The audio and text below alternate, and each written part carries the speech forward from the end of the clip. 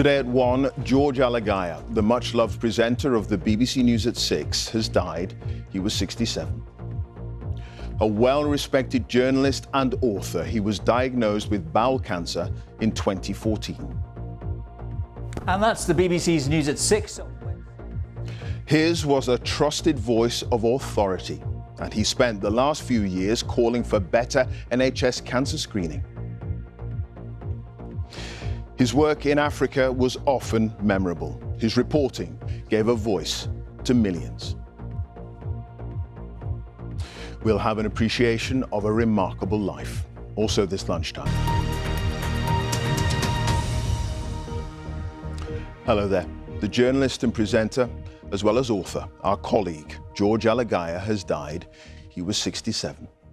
He was diagnosed with bowel cancer in 2014, and in recent years used his voice to champion better NHS screening for the disease.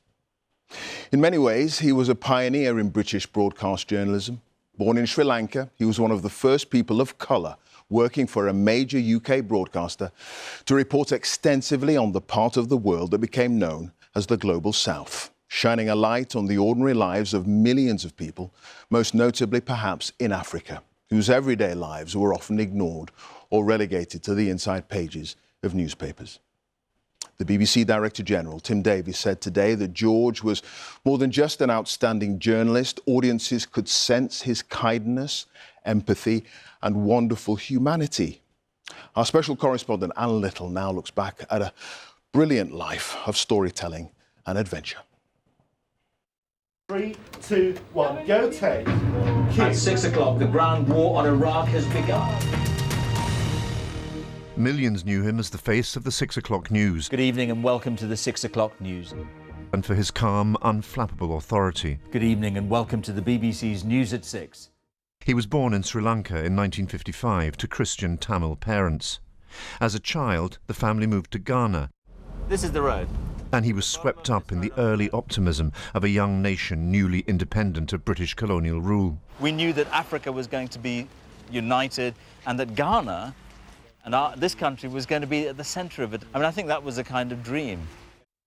At 11, he was a migrant again, this time to England, where his parents enrolled him in a Portsmouth boarding school. Here, though there was some racism, he learned to adapt to a new culture and to thrive. Born in Sri Lanka. At Durham University, he met his wife, Frances. Anything like that. I think when we got married, we were aware of a sort of meeting of cultures. You can see that in the wedding photos. We've got 2 sons, Adam and Matthew. In a turbulent and often dangerous working life, she and their 2 boys were the still and unwavering centre of his existence, his solid ground. And welcome to the Rainbow Nation. For just over a year now, South Africa has been my base as the BBC's Africa correspondent. I knew George as a foreign correspondent. We worked together in Africa, the continent whose fate ran through his life like a thread through cloth. So this is your house, eh? Oh, it's nice. It's nice. I thought of him as a kind of mentor. I was inspired by his example. He was brave, calm, and kind. Okay, you get the water from here and do that. I admired his gift for reaching into the hearts of those caught up in war or natural disaster, winning their trust even at the worst moments of their lives. In a refugee camp in eastern Zaire, hundreds were dying every day of preventable illness. I asked her what she wanted from life. A job, she said, so I can look after little Petty. In Somalia, he met a woman whose 10-year-old daughter had just died. His own children were about the same age. It seemed wrong to be there at what should have been a moment of private grief. She said it was all right if it might help to save her other daughter. I haven't the heart to count, and it doesn't really matter. There were moments when he crossed the line between merely witnessing and actively intervening in the pain of others. We took those we could manage to the French military hospital. At times like this, it's impossible not to cross the line that divides us, the observers, and those we observe. The Rwandese translator we worked with then, Seth Ngarambe, told us his Tutsi wife had been murdered by Hutu extremists. But he was later accused of complicity in her murder and jailed. George wanted to know the truth, however painful, and went to find him in prison.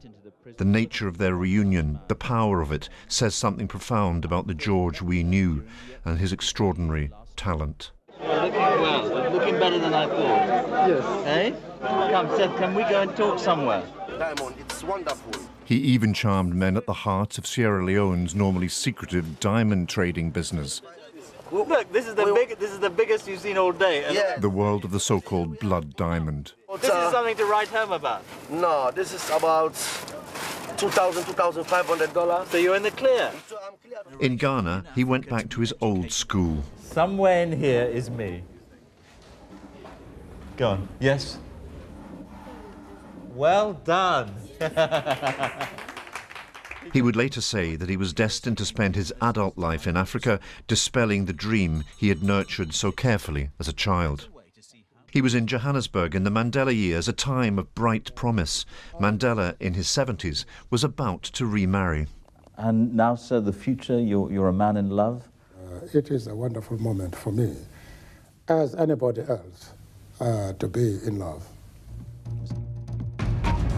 When he returned to the UK, he brought to the studio a wealth of wisdom and experience gathered over years on the road. Though in the seconds before his first 6 o'clock news, there was some trepidation. At 6 o'clock, these are tonight's top stories. He was diagnosed with cancer in 2014. After a grueling round of treatment and multiple operations, he couldn't wait to be back in the tumult of the newsroom. He was deeply moved by messages of support and affection sent in by countless viewers he'd never meet. And on his first day back, made this small concession. And I just want to say it's good to be back with you. That's all. Off-screen, George was funny, clever, a generous and confiding friend, and full of energetic hope. There was something infectious about his optimism. You always walked away from time with George feeling better about the human race and the world in general. And that's the BBC's News at 6. The migrant boy whose family left Sri Lanka with nothing found his home in a changing Britain, and he took this country to his heart. It's goodbye. The news continues, though, here on BBC One. I watched George for years up close and thought this of him, that people wanted to tell him their story because in his journalism they saw the outstretched hand of a shared humanity and of solidarity. The journalist, presenter and writer George Alagiah, who's died at the age of 67. On a personal note, George touched all of us here in the newsroom with his kindness and generosity, his warmth and good humour. We loved him here at BBC News, and I loved him as a mentor, colleague and friend. His spirit, strength and courage in the later years of his life are something his family can be so proud of. Journalism has lost a giant.